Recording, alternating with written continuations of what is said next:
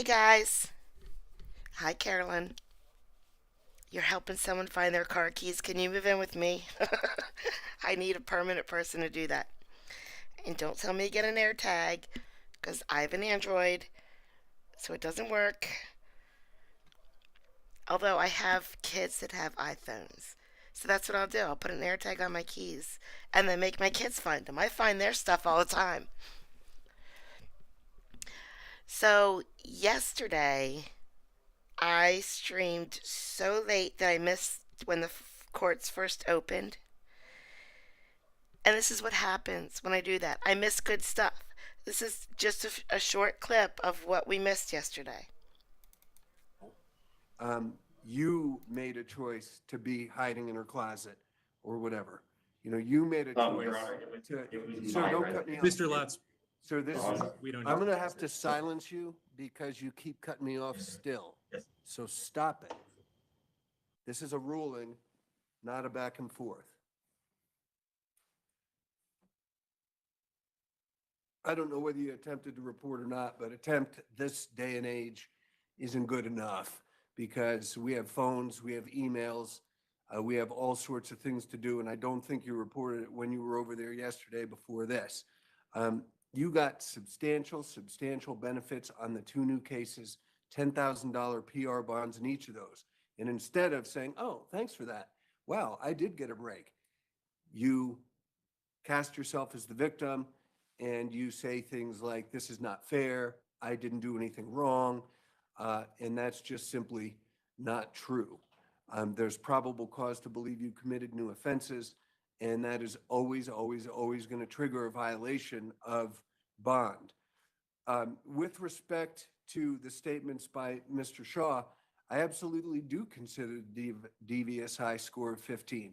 I absolutely do consider the criminal history that I saw then, because that's why I set bond at $6,000.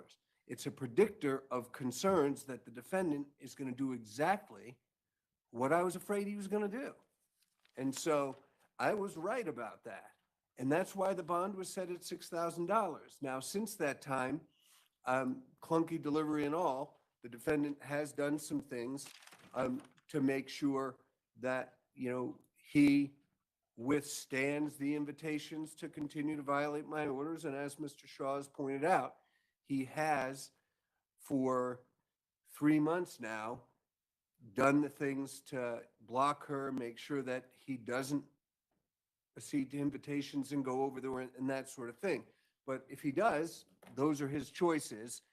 And she's not responsible. I'm not responsible. Defense counsel is not responsible, and the DA is not responsible. I do think the defendant has gotten substantial benefits, and I can't just leave bond where it is because it has been revoked. But what I will do is I'll keep the amount at $6,000, and with a motion to reinstate and consent of surety, he will not have to repost. If Jaime Rapolo is willing to stay on go back on the bond, then I will allow this one time and one time only. If I were to raise it by even $1,500, which I often do, he would have to post the entire $7,500. With the amount of time that's gone by, the amount of effort that the defendant took to be here, the fact that there has been no violation. Well, that was my bad. So there's a delay, and he cut his feed, and then he kept talking, and I could still hear him, but the whole feed was gone, and then he stopped talking, and I was clicking buttons trying to get it working. But yeah, we missed this whole case. We just missed it because I was late yesterday, and this is all my fault. Terrible, terrible. We missed the whole hiding in her closet guy. That's crazy, crazy. All right. Hey, Jesco. All right, so we saw a court yesterday. I can't remember the woman judge's name. It was in Kansas City. Anyway, we saw two cases. We saw a guy who was hilarious. He didn't understand why he couldn't get a prelim for what was, oh, for a misdemeanor. And then we saw we never figured out what language it was, or we did, I don't know. There's a lot of languages flying around in chat, so I'm gonna just go with Vietnamese. That's what I'm gonna go with. We saw the Vietnamese woman. Well, there was another one that was in between there, and I mean, he got an attitude adjustment. He got his way, so that's probably why he got an attitude adjustment. But we're gonna see him today since we ignored him yesterday.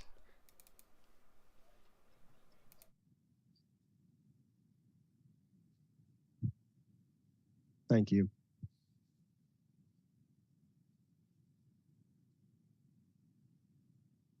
This is a different guy, promise.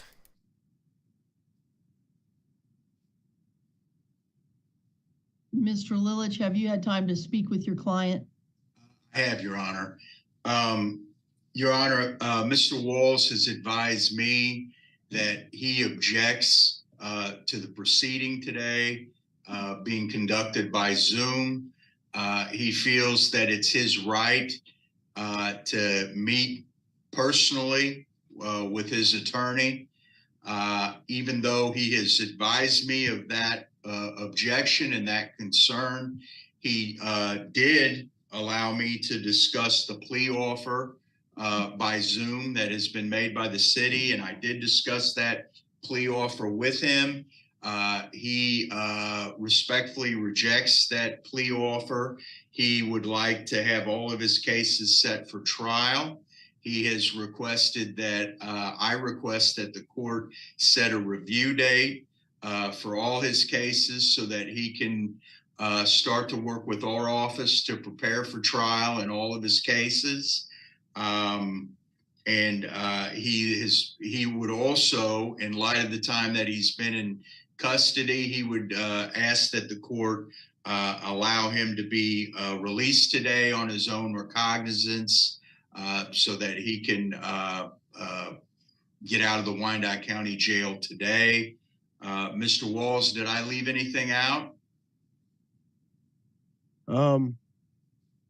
I feel as though I have been unfairly treated while I've been in here. And that's about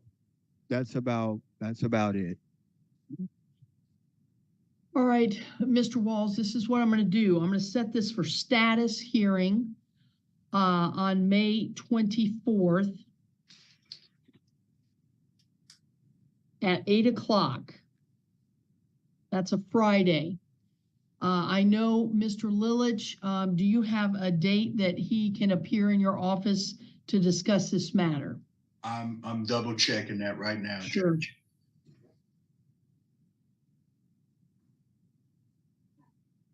Your Honor, it just so happens we had discussed the May 10th date earlier. Yes. I have a time on May the 10th at 4 p.m., which would be immediately after the last item you scheduled. Correct. So we could do that time. All right. Mr. Walls, this is what's going to happen. You will be released from custody with a court date of May 24th at 8 a.m. You have an appointment with your counsel on May 10th at 4 p.m. We'll put that on your paperwork that's being sent over. We will also send contact information to your lawyer. All right. So on May 10th, you can discuss this issue with your attorney. And on May 24th, I'm in hopes that we can do what we need to do. If we need to set them all for trial, we will do that. If we can come to some kind of resolution, we can do that too. All right. But I will counsel you that if you do fail to appear on May 24th, which you have in the past, so that's what concerns me, a warrant will be issued for your arrest and you'll be right back where you are, and I will not be letting you out anytime soon. Okay. Do you understand that?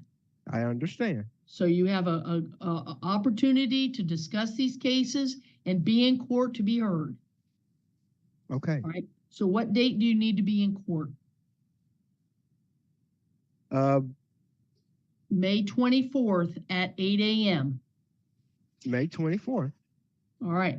I'll have paperwork to tell me that, right? Correct. And you also have paperwork on how that May 10th date to visit with your lawyer. The reason why I don't like remember things like immediately is Gotcha. because I have epilepsy. Okay. All right. Well, this is what we're going to do. You'll get out today. You can discuss all your business, and where you're going to be going for all of this for both dates is City Hall, second floor. But once you get on the second floor, you can ask security how to get to where you need to be. Okay. Okay. City Hall, second floor. All right. Okay. Do you have any questions at all? But besides, do you know around the timing that I'll be released? That's up to the jail. We're going to get our paperwork over there as soon as we can, and then they should act on it to get you out this afternoon. Okay. All right. I know Thank they you. have staff issues, so they got to work around their staff, but you should get out this today. Thank you, Your Honor. All right. Thank you. You have a good day. You too. Complete attitude adjustment. But the funny part, I bet he's going home and he's like, yes, I beat that judge down until she let me go. I argued, my argument was flawless, when really all he said was, I've been unfairly treated. He's going to tell stories about his debate with the judge and how he got her to let him out. Oh man, Carolyn, that's impressive because Americans can't do the same. They can't. I mean, Kelly obviously can, but we can't. We don't know the initials of the cities in Australia. We just don't, or the states, or anything. So that was impressive that you got Maryland right away. All right. I think that people that they're giving out beer or drugs in jail because these next two cases. Tell me I'm wrong. Tell me these people aren't drunk in court. Drunk. Here we go. What's your name, sir? Giovanni Andres Ariosa. Okay.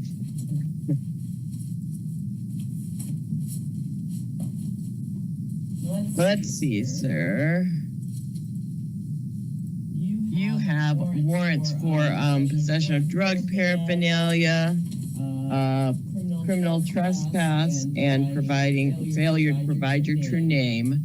So I'm going to give you one last chance to show up. You need to come back to Justice Court April 8th at 8:30, or a warrant will issue for your arrest on all of these. You understand?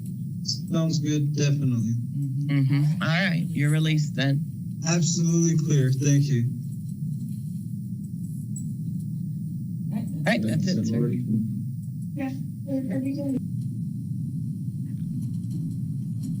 All right, I'm gonna pop one more. I'm gonna pop a video in between real quick, and then I'm gonna show you the other drunk guy.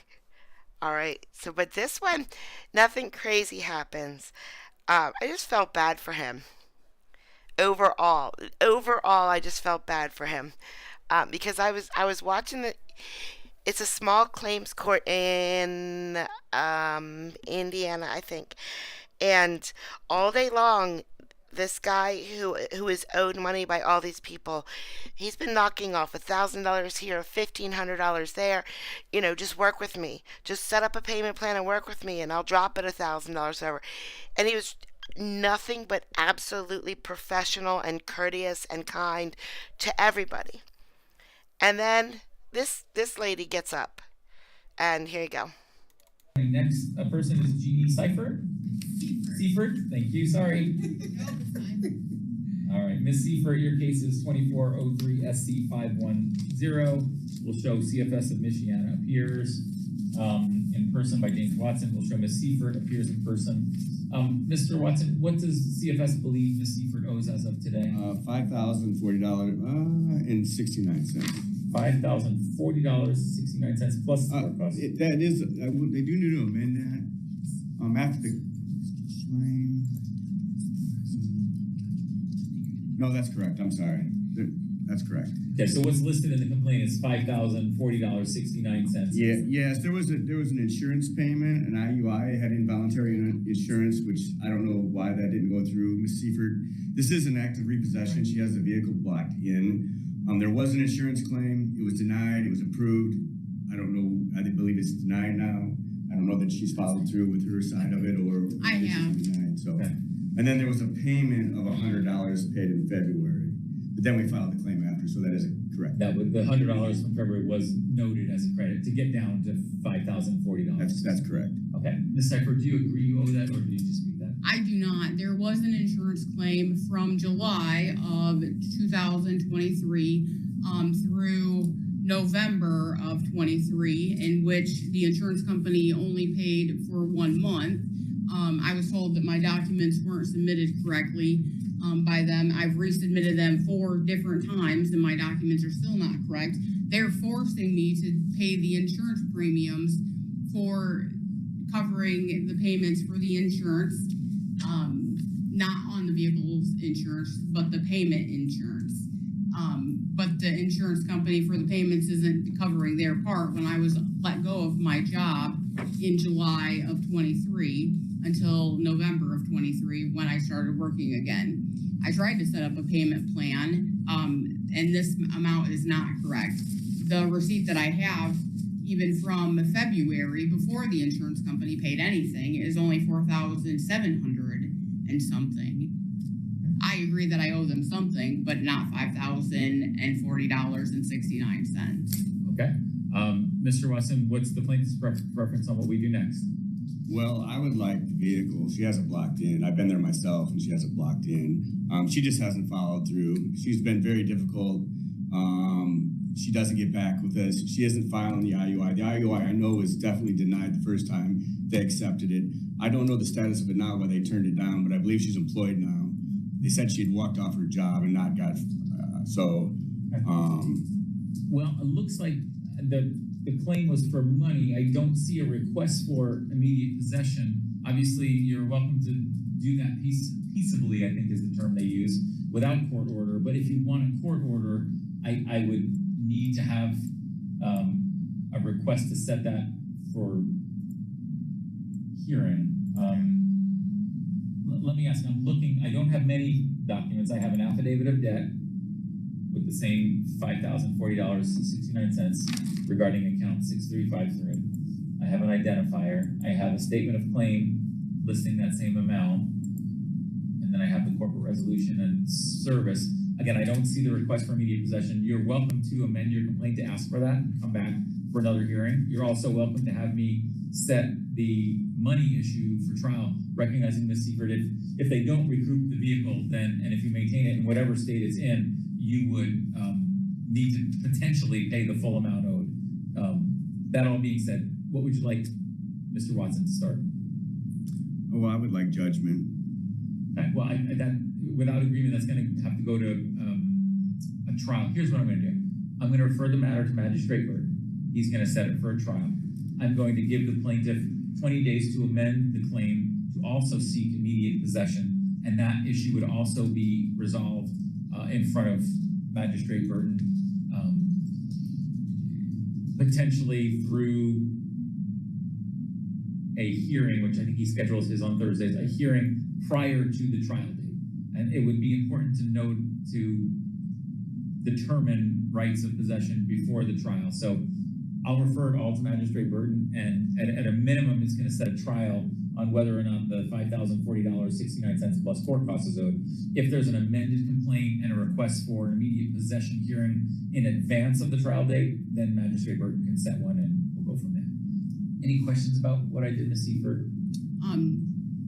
No, I understand that. Okay. I'd encourage you folks to talk to each other and see if you can work out an agreement. If you can, let the court know otherwise. We'll be here for you. Okay. All right, that is all. You're free to go, Miss Seifert. I think he did try to talk to her. I think he tried to talk to her many times.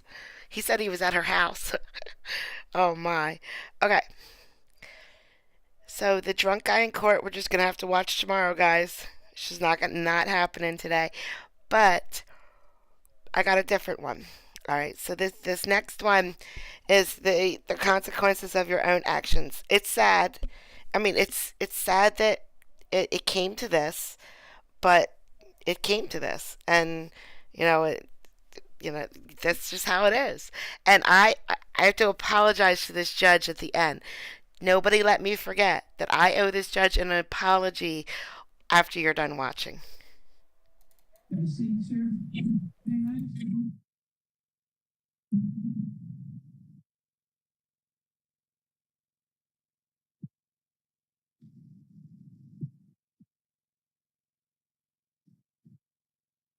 Are you Janelle St. Ives or St. Eves? Yes? Yes, ma'am. Okay. For the record, this is 21M34, People v. Janelle St. Eves, who appears by WebEx from the Teller County Jail. Ms. St. Eves, of course, I'm Teller County Court Judge Kilgore in Cripple Creek, Colorado. Anything you say is being recorded and could be used against you. We also have a representative from the District Attorney's Office by WebEx, Mr. Smart. They are the prosecutors in your case. Your probation officer, Mr. Larson, also on WebEx, and Ms. Yakir from the Public Defender's Office. While you're in custody, you're automatically eligible for the assistance of a public defender. All right, this matter is set for appearance on a warrant. Looks like the complaint and report was filed on December 7th. She was advised December 11th of 2023. She failed to appear March 4th. Yes, so I had to issue a warrant for her arrest. Looks like she was detained on March 8th. All right, Ms. I guess Officer Larson, anything you'd like to report or say or comment on? The only thing I would mention, Your Honor, is I know she missed court the last time. Is if you guys remember correctly, she was in detox at that point. She did turn herself into detox, I believe the day before, the 3rd, I think it was. And when she did get out and turn herself in, and this is where we're at for sentencing from my understanding today. Okay. Ms. Yakir? Yeah, and I can kind of echo some of that and let the court know what's been going on for Ms. St. Ives. So she did turn herself into detox. She was there and then ultimately did turn herself in. She's currently engaging in family treatment drug court over in El Paso County. She has a son that is kind of, very important to her, but I know that family treatment and drug court case is kind of following Ms. St. Ives and her ability to see her child and have custody of her child.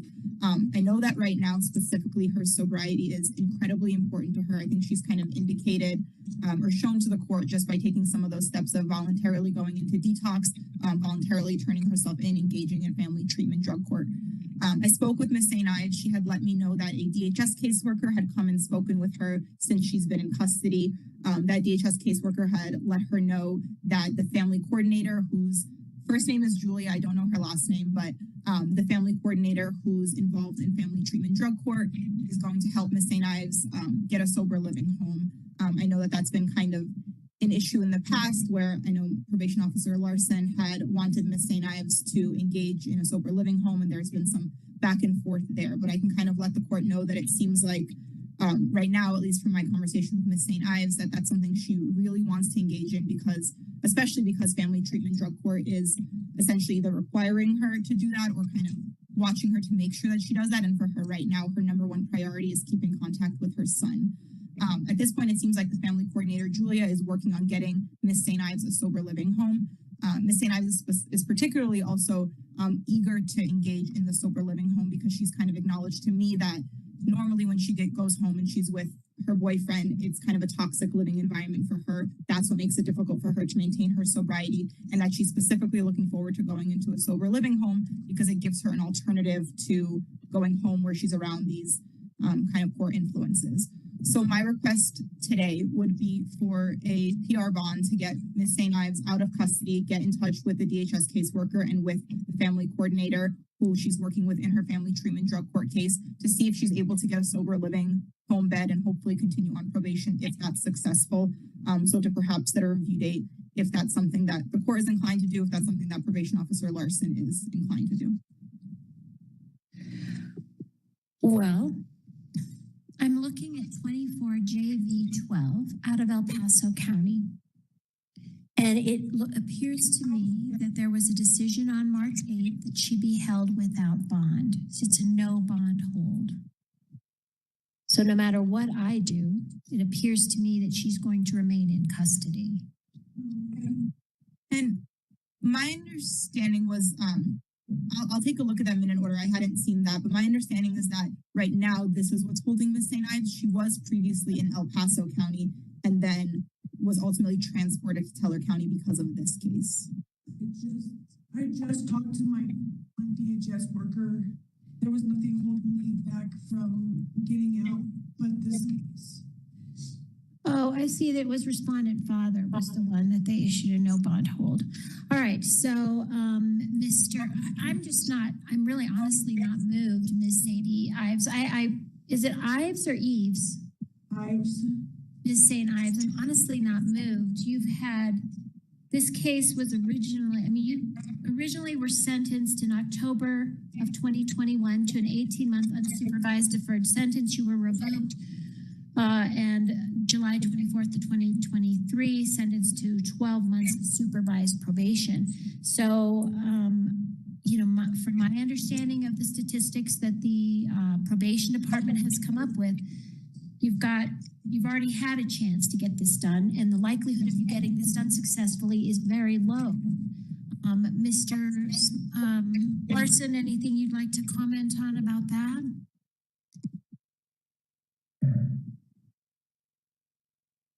Oh, I can't hear you, sir. Can you hear me now? I can. Looking at the situation in cases, and probation didn't file this complaint with just a few missed UAs or not complying. I mean, the reality is before we filed this complaint, we did look in the fact that we offered inpatient to the defendant. She refused. We offered sober living. She wasn't ready to participate in it.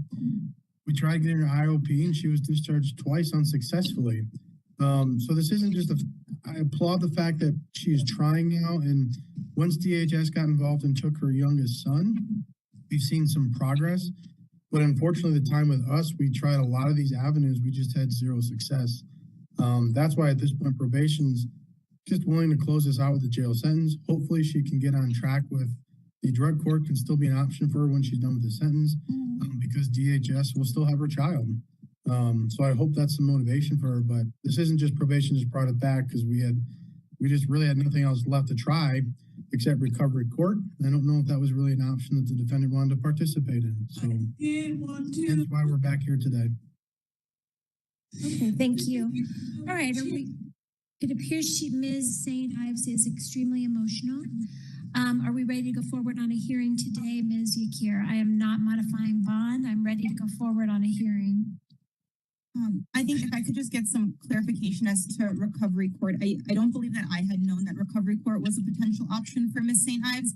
If that is something that she is willing to engage in, is that an option, Mr. Larson? I know that, well, yeah. So just because it is an M1 and she does have a drug case with a drug problem, so that's the minimum criteria. Set it over to screen if the judge was okay with it. I need to get out so I can get my social security check. I have the social security check I get every month, and I need to get it where I can get it put on my books. I have no way to get a hold of anybody in here to do that. I have nothing. I need to get out so I can get all my stuff together before I get sentenced to 6 months. My dog. My concern prior to recovery court was she was nowhere in shape or form ready for it. So that's why we talked about it, but I didn't pursue it because of the fact before DHS came and took the child, we had zero movement on treatment. So. understand. And I think at this point, my request would be to set this even just till later in the week so I can talk to Ms. St. Ives about the option of recovery court. I know that she is, it's very important for her to get out of custody, specifically with the statute that she had pled to and the timing of it.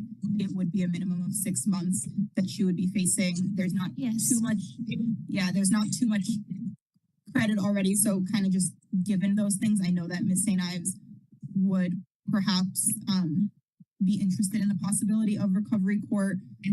That along with family treatment drug court that she's already in, I think could be a good option and an option that she would want to exercise. I feel like we're grabbing at straws, Mrs. Here. And there's not any confirmation that she could even attend this drug or recovery court. I understand. And Mr. Smart, any position that the people have? Your Honor, we defer to probation. It seems like their position at this point is to revoke and close the jail time. I need time though. I need to get out my dog, my stuff, my mom's. Everybody's getting kicked out of my mom's house. That I need to get my stuff. I'm not gonna have nothing when I get out.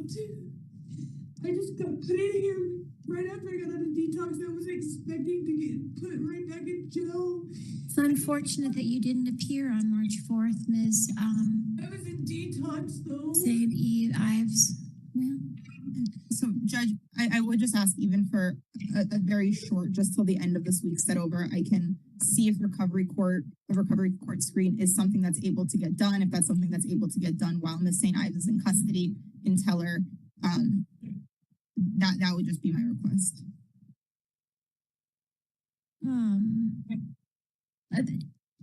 If I had more information, the only thing that is making me hesitate today, Ms. Yakir, because I have no information that she would be eligible for the treatment court, is her emotional, how emotional she is today. So that causes me some concern about her ability to understand what's happening today. But I am, I'm just thinking that really the only option here is that we revoke and she goes to jail for 6 months at a minimum. She'll get credit for time served, of course. I need time though. I need my social security check to be put on my books. My phone with all my information. She's gonna take my money. I need my money. You're not eligible for the Social Security while you're in custody, ma'am. To my knowledge. Your Honor. Yes.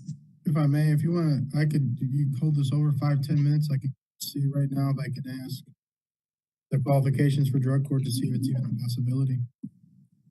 Okay, we'll do that. Set it over for 5 minutes. Okay, thanks, Sin. I don't have St. Ives. Oh, because we're gonna do a Russian interpreter. Obviously, I'm going to play some of the Russian interpreter. Obviously. Fine, I can wait. I just have answers for you guys. Good. Well, I'd like Ms. St. Ives to hear it as well, but do you actually go ahead and state it, and then maybe, I don't know, that would be something her charge else. does not qualify. Okay. And basically the drug treatment court she gets through DHS is basically the same thing, just a little bit different resources. Oh. But she would not qualify on the criminal side with her case, but she does qualify for family drug court through DHS. In the DNN. Got it. Yes. Thank you, Mr. Larson, for that information. That's very helpful. All right, it looks like we do have a Russian interpreter by WebEx, Ms. Saletskaya. Yes, Your Honor. Thank you. Thank you so much. This for the record is 24T135 People v. Vitaly Sorokin, who is present by WebEx from the Teller County Jail.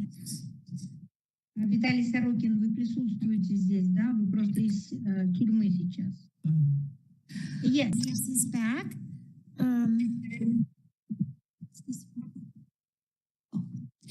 Ms. St. Eves is back, 21M34, People v. Janelle St. Eves, who appears by WebEx from the Teller County Jail. We have Ms. Yakir from the Public Defender's Office on WebEx. We have Mr. Smart from the District Attorney's Office on WebEx. We have Mr.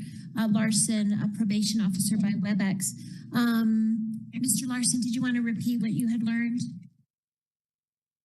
Yes, I did. I did find out Miss St. Ives' case does not qualify for recovery court screening, but she does qualify for the recovery court through DHS. Right. Okay. So we're going to go ahead and I guess my feeling is that we will go forward on a hearing today for Ms. St. Eves. I guess Ms. Yakir, is your client admitting that she has violated the terms of her probation, or does she want there to be a hearing and proof by a preponderance of the evidence that she has violated the terms of her probation? At this point, I think that we would have to go to a hearing. I know that when I've spoken with Ms. St. Ives, we were hoping for some kind of resolution that doesn't involve, the 6 months jail. At this point, there's no such resolution that seems feasible. So I think we would have to go to a hearing. Okay. All right. So does she want to appear here in person for that hearing? And I haven't spoken to Ms. St. Ives about that specific fact, so I would ask Ms. St. Ives. So, Ms. St. Ives, you have a right to be in person for the hearing and for sentencing. It's up to you. What's your answer, Ms. St. Ives? I don't care. You what? I don't care. You don't care. Okay. All right. Then I guess that means she's waiving her right to appear here in person. Mr. Smart, would you like to take charge of this hearing? Yes, Your Honor. I'd like to, could we call Officer Jess Larson? All right. Mr. Larson, if you could raise your right hand, please. Do you solemnly swear or affirm under penalty of perjury that the testimony you're about to give is the truth, the whole truth, and nothing but the truth? I do. All right. You may proceed. As an initial matter, Your Honor, I'd ask that you take judicial notice of your own court file, specifically the plea agreement in this case submitted 10/27/2021, in which Ms. Janelle St. Ives pleads guilty to a drug misdemeanor 1 and agrees to supervised probation. Any objection? No objection. The court will take judicial notice that on October 26th of 2021, she was sentenced to an 18-month unsupervised deferred sentence, but then she was revoked.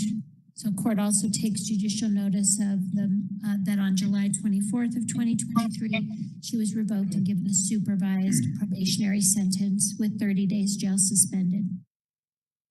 Thank you, Your Honor. Mr. Jess Larson, could you please introduce yourself to the court? Yes, my name is Jess Larson, Larsen. And do you know Miss St. Ives? Yes. How do you know her? She was assigned to me. She's on probation. Is she present in this WebEx courtroom? Yes. Can you just describe what she's wearing and identify her? She's currently at the Teller County Jail in WebEx in green and light green jumpsuit. May the record reflect that Mr. Larson has identified the defendant? Will so reflect. Mr. Larson, what is condition 6 of probation? Condition 6 states she'll not use alcohol in excess or any other controlled substances without a prescription. Do you want me to read the rest of it? I think that's sufficient. Did Miss St. Ives comply with condition 6? No. How do you know? In the complaint report, she self-admitted on 8/17/2023, 9/14/2023, 9/26 of 2023, 10/10 of 2023 to consuming heroin. Thank you. Heroin, so that's funny. What is condition 7 of probation? Condition 7 is she'll submit to random drug studies at the discretion of probation. and she's responsible for the cost of testing unless other arrangements have been made. Did she fail to complete any drug tests? She did. How many? In the complaint report, there is 1, 2, 3, 4 alleged drug missed tests. And could you name one of those dates for me? 11/2/2023. And what is condition number 8 of probation? Number 8 is I will actively participate in treatment deemed appropriate. Did Ms. St. Ives comply with treatment deemed appropriate? She did not. Could you explain the history of that? Basically, from starting in August of 2023, she was given referrals to go to inpatient, or not, I'm sorry, outpatient IOP. At that point, she was unsuccessful. We had staffed about going to inpatient. She wasn't willing to go at that point, so we came up with a new plan with a modified IOP, I guess. She was supposed to attend 5 days a week. That would consider of group and individuals. She was discharged twice from that unsuccessfully over about a 3-month span for not attending. Thank you, sir. No further questions at this time. Yeah, so Mr. Larson, I'm taking a look at some of the files that you had sent me. I don't know if you have them up handy. I think it might be, it might work better if you do. Specifically, I'm looking at the narratives. Are you talking for the ones I sent you? Yes. Give me 1 second. I can pull them up. He was talking about going to inpatient. He never. He said, no. Remember what day I sent those to you, ma'am? Yes, you sent them to me on February 29th. Good, sorry, just 1 second.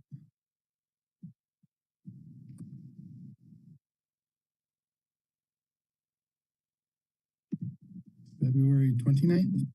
Yes.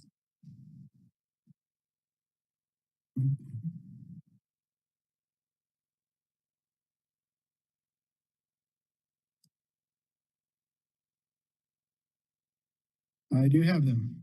Okay, thank you. So just getting started, I'm looking at August 17th, 2023.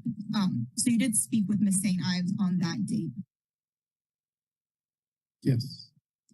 She reported to the appointment that you had scheduled. Yes. She had completed the case plan.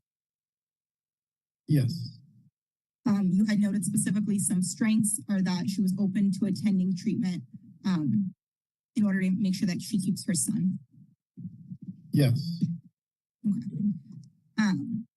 Now going down a little bit to September 11th, 2023, Ms. St. Ives had reached out asking you for a voucher for the substance abuse evaluation.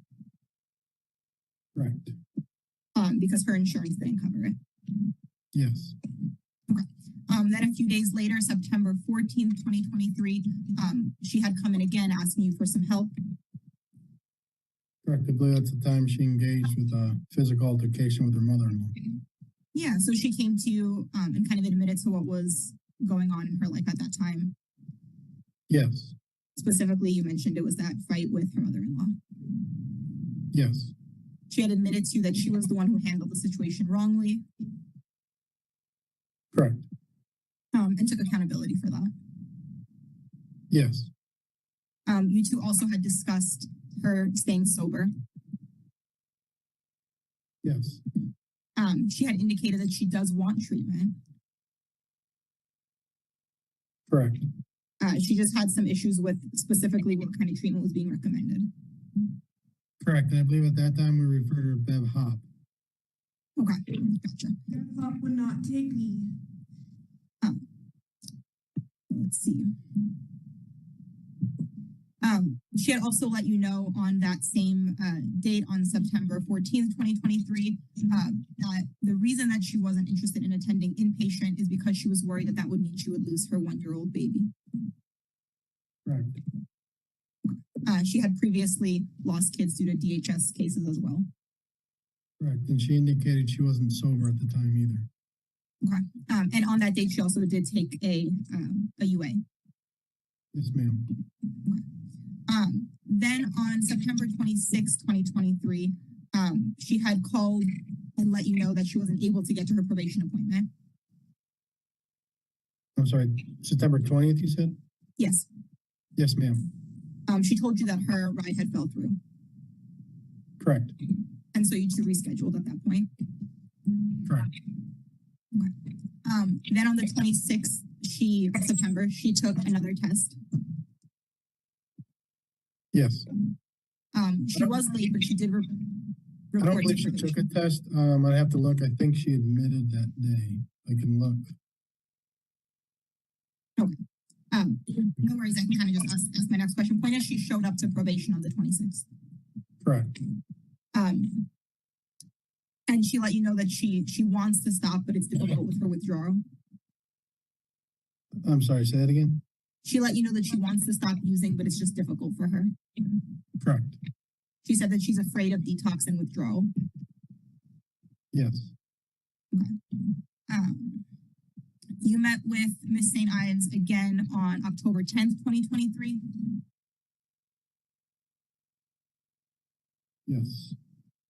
And she had let you know on that date as well that she wants to stay sober. She made indication she wants to, yes. Okay. At that point, we had set her up at Sunrise because she never attended BevHop. Okay. And ultimately, she did do the evaluation with Sunrise. She did, I believe it was November of 2023 or December of 2023. Okay. Yeah, so she completed the mental health and substance abuse evaluation at Sunrise. Yes. That evaluation was pretty in-depth, so it talked about her family history. Yes. Talked about her children, Yes. her education, her employment history, Yes. her trauma history, Yes. her mental health history. Yes. Talked about substance use. Yes. Specifically even asked her which substances she uses. I assume so. I wasn't there, but yes. And if you want, you send me that evaluation as well in that same email. So that's what I'm looking at right now. Yes. So on page 3 of that evaluation, it talks about specifically when she last used certain substances. Yes. So ultimately what I'm getting at is that she was open with the evaluator and she completed the evaluation. It appears so. Okay.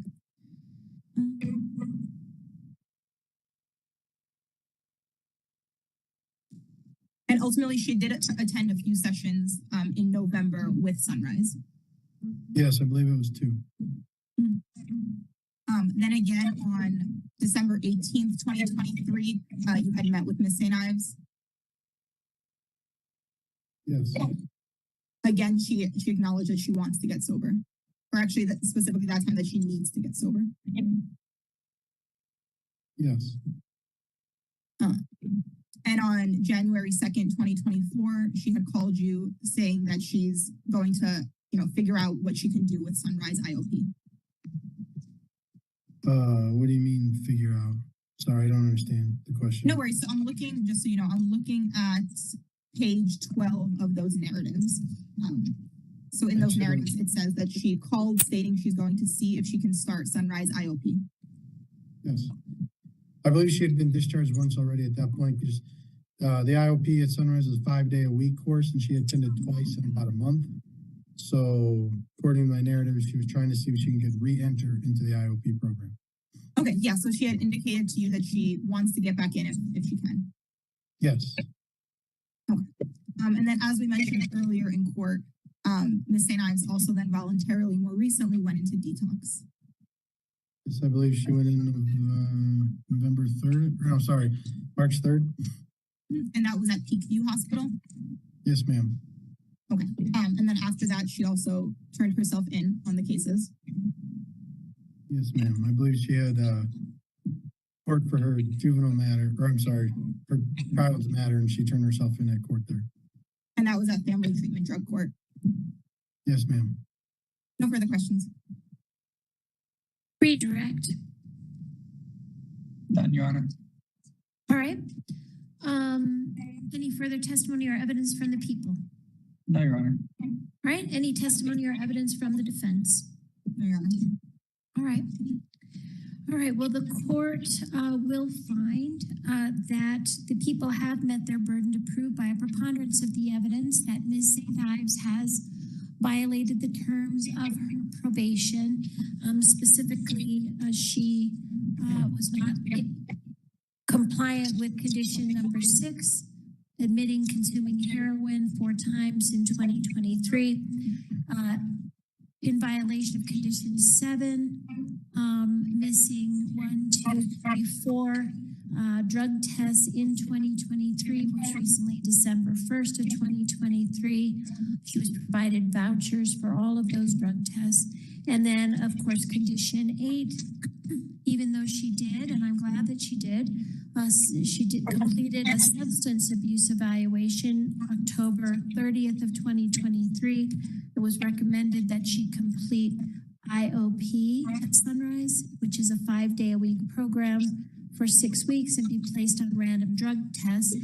She failed to follow through with that, continuing to say things that an addict may say, that she wants to stop using, she wants to remain sober, she needs to get sober. These are things that she stated in September, October, and December, and never went in. She, in March of this year, she turned herself, I guess, or she went into inpatient treatment at Peakview, but the court does find that she violated the terms of her probation, revokes her probation today. Anything prior to sentencing from the people? No, Your Honor. I think the mandatory range of 6 to 18 months, anything in that range would be sufficient here. All right. Mr. Larson, was there anything you wanted to say? No, Your Honor, I think we've covered it all. Unfortunately, Ms. Ives has finally decided that she wants to be sober, which is great. Unfortunately, we just weren't able to get to that point while we're on probation. Yes, Ms. Yakir. I would ask for the mandatory minimum in this case.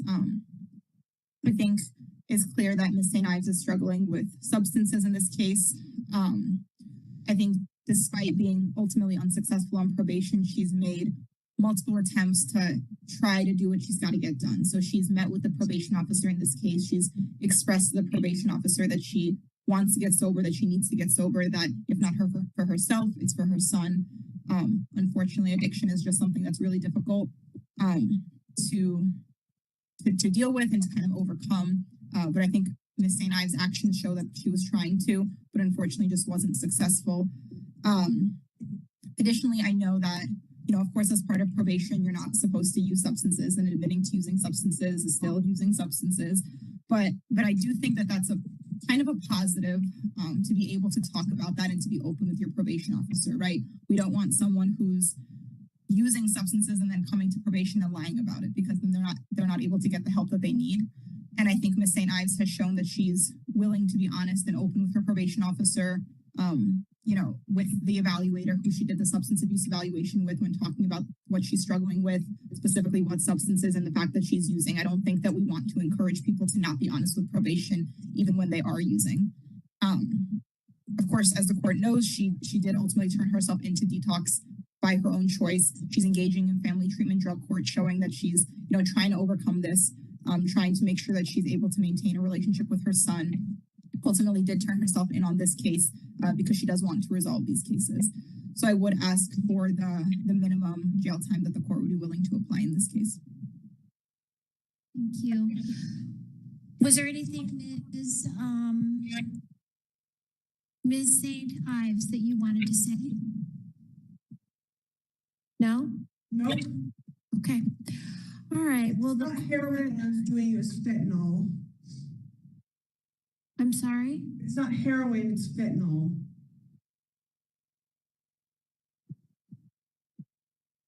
I wish I could say that was any better, Ms. St. Ives, but that can also kill you. Yeah, I know. I was just saying it wasn't heroin. Gotcha. Just let's go. without, I want to get with this. You what? I just want to get this, please. I couldn't quite understand you. I apologize. Can you all understand her? What she said? No? Never mind. All right. Is there anything, Ms. St. Ives, that you want to say? No. All right. Well, the court does apply the factors in 18-1-102.5 concerning sentencing. And what, well, I think unfortunately Ms. St. Ives did not take advantage of the resources that probation provided to her. She could not shake the addiction and continued to use, which I guess is why she is in this treatment court with in El Paso County. 24 JV 12 looks like that was filed February 2nd of 2024.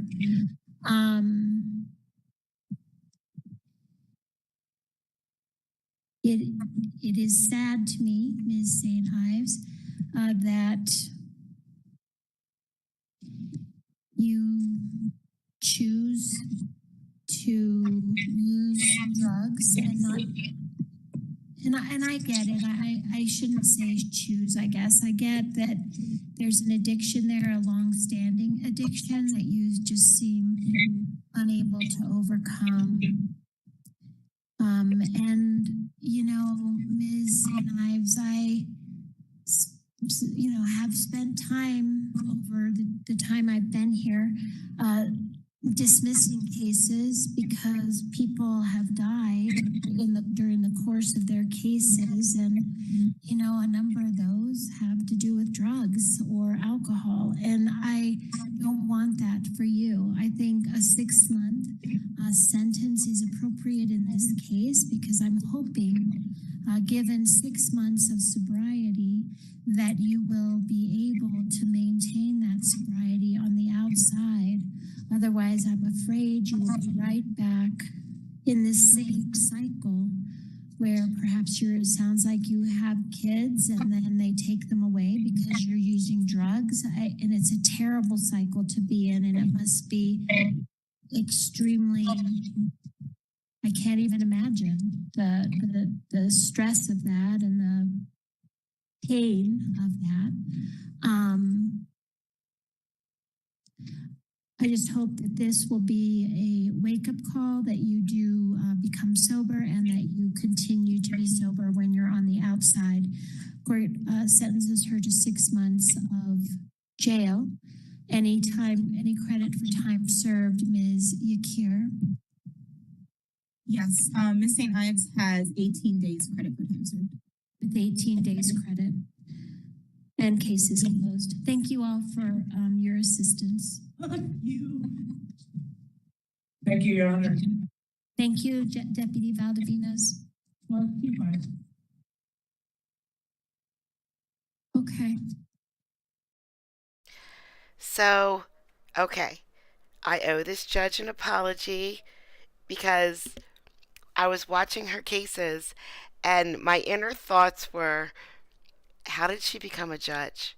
Because she's so timid and so kind. What happens when she gets a tough case? What is she going to do? We need a judge that can uphold the law. And phew, boy, was I just wrong. I was wrong in every way possible. Because this was a tough case. And yes, she deserved what she got. She, by the law standards. I don't mean by, mean or anything. Legally, she had to do this, she didn't do this, so she got that. That's just the law. That's just the way it was. And the judge could have said, I'm going to revoke your probation, but I'm going to put you back on it for 6 more months, 2 more years, 10 years, whatever, and we'll give you one more chance. And maybe now that you don't have your youngest, even though your other ones were already taken away, maybe now that you don't have your youngest, now but she didn't say that. She's like, yeah, enough. You were supposed to do this. You didn't do this. And maybe in jail, they have all kinds of things in jail now. Jail sucks. I mean, it's not there's nothing great about it, but maybe she'll get some kind of help, or maybe it'll suck so badly that you know, she'll hit bottom, and that's what she needs to do. But oh man. Okay, so housekeeping. So apparently, if I'm serving and I close the restaurant, when I get off work, I can't do things simple like read. So the Australian case we were watching yesterday obviously was not a murder trial. And the reason why I thought it was a murder trial is because one of the defendants' names sort of looked like the word murder a little bit. So I just assumed it was a murder trial. But they took the live feed down as soon as it was done. And there's this setting when you stream. There's this little checkbox that says, take the live down as soon as you're done streaming. Well, they must have checked that because it was not there yesterday anywhere. But they're live right now. Today. They're live. It's 8 hours in. So when I started recording today, they were in 2 hours for today because we had 6 hours from yesterday, and they were 8 hours in, and I got it from the beginning. So I don't want to get your hopes up because if they take it down right after the stream is over, and I'm behind, I'm gonna miss the end, which is just gonna you know not be good. However, it might not be over today. Hey, Cha. Hi, Lightfoot. If it's not over today, then all is good. Because as soon as they start live tomorrow, I'll get right on it, and then I won't miss the end. If it's over today and they stop it right at the very end, I'll miss the end. If they leave it up for a little bit, I won't miss the end. So that's what we're looking at. So it's already 8 hours. I don't really have 8 hours to spend. And if I just publish it on my site, then YouTube gets mad at me. They get mad at me all the time. It's like every day, but that's fine. That's fine. It's their decision. So what I'm going to do is I'm going to just randomly type words in to some of the screens. Every like 30 minutes, I'm just going to type something. I'm going to listen for like 2 seconds and then retype what they say. And then I'm going to post the whole thing. And then maybe, I don't know, maybe we can watch it together or something. We'll figure it out. You guys tell me what you want. Once I get it uploaded, if I can get it uploaded. It's still a big if. But I'm recording what I can right now. And, how you watch those documentaries or the murder, the serial killers, things like that, and then at the very end, they have like, Joe Smith was sentenced to 283 days. He is still serving time at blah, blah, blah. He's going to get out on blah, blah, blah. If I miss the end, I'll just research the case and maybe I'll put something like that.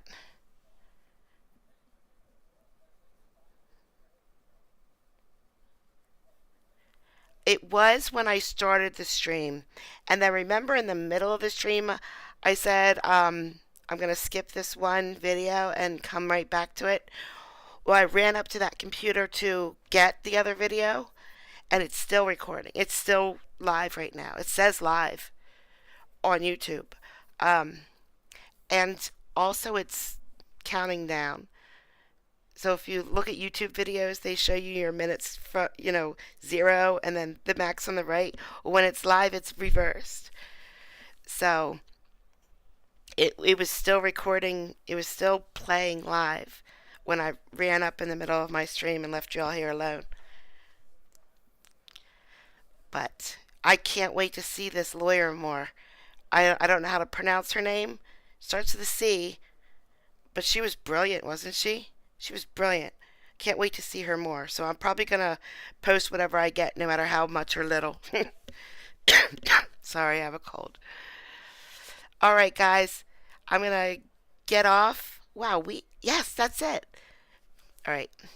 Nope, I'm not going to try to pronounce it. Chrysanthemum. I wish Carolyn was here. Actually, I bet Lightfoot could probably pronounce that pretty well, too. She's from New Zealand, so that counts. And yes, Kelly, I know that you would be able to as well.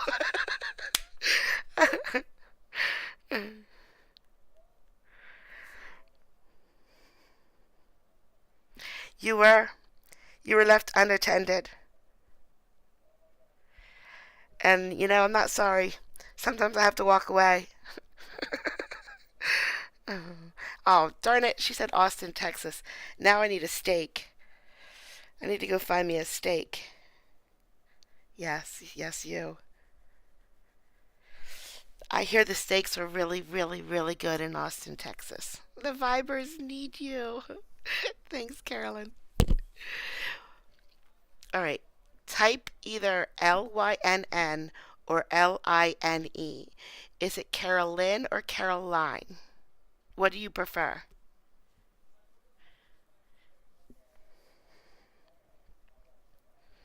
There's a chat delay, so I'm just waiting. Listen, we have to get her name right. We already have this accent that she can barely understand. We can at least call her by her own name, right? Okay, Carolyn. Yay. And then we have Lizette. She's not in chat tonight, but we have Lizette, right? She comes in here all the time. Love her. But in my head, she's Lisi. So whenever I want to say thank you, I stop myself and I'm like, hey, thanks, guys. Because I know her name is Lizette, but I always call her Lisi. In my head, she's Lisi. Yes. Yes, Cha. Baked potatoes and a steak. That's exactly what we need right now. I threw a pizza up in chat earlier and I was just wrong. We need a steak. All right, I have to go look at a bridge apparently. I'm sorry for all the people in Baltimore. This traffic is going to be a frickin' nightmare. I mean, that's not even a strong enough word, is it? It's going to be okay. I've never had Wagyu. I've just never had it. I just never had it. I know I said that wrong. Carnivores unite. That's me. That's definitely me. All right, I gotta go find that other drunk guy because he was way better than the first one. Oh, I did say it right. Wow. And again, well done for knowing the states in America because none of us know the states in Australia or New Zealand. Maybe except for Kelly. Kelly does. She knows them all. All right, guys, I'm done blabbering.